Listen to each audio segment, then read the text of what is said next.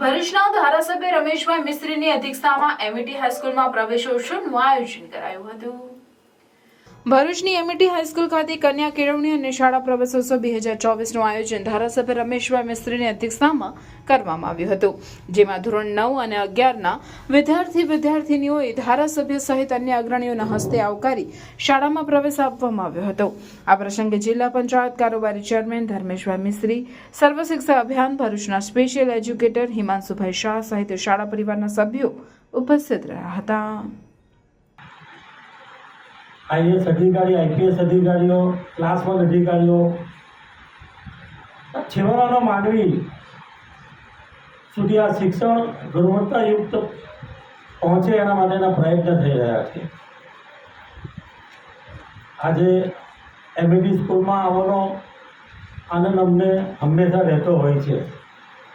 આ સ્કૂલમાં આવીએ ત્યારે અમારે રણછોડભાઈ શાહ સાહેબને પણ યાદ કરવા પડે। મારો સન આ સ્કૂલમાં 12 ધોરણ સુધી અભ્યાસ કર્યો છે। છેલ્લા 1 મહિના પહેલાં હું પ્રકાશ સાહેબને એમના માટે મળવા પણ આવ્યો હતો અને મેં કીધું કે મારા છોકરાને એન્જિનિયરિંગમાં એડમિશન ક્યાં અપાવું। એમની પાસે માર્ગદર્શન લઈને મેં એમને એડમિશન નક્કી કર્યું છે। આ સ્કૂલ અનેક રીતે નામાંકિત છે।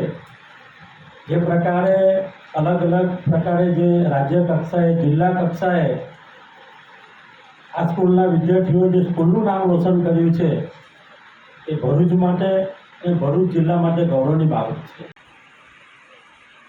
સાધારણ રીતે આપણે પરિવારોમાં દિવાળી આવવાની હોય અને કેવું બધા જ ઘરના સભ્યો 15 દિવસ મહિના પહેલા આખું ઘર ઠીકઠાક કરવામાં લાગી ગયા। આ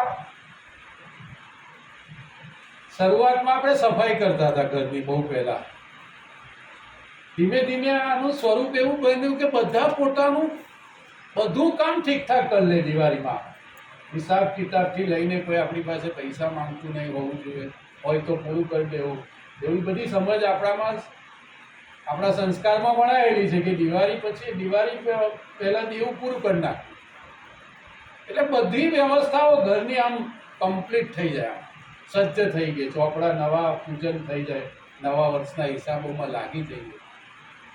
ગુજરાતમાં પ્રવેશોત્સવનો કાર્યક્રમ એ શિક્ષણ વિભાગ માટે માત્ર નવા બાળકોને પ્રવેશ આપવો, બનાવેલી ટોપી પહેરાવીને નાસ્તો કરાવો અને પછી વાલીઓની હાજરીમાં પ્રવેશ આપી દેવો એટલા પૂરતો મર્યાદિત નથી।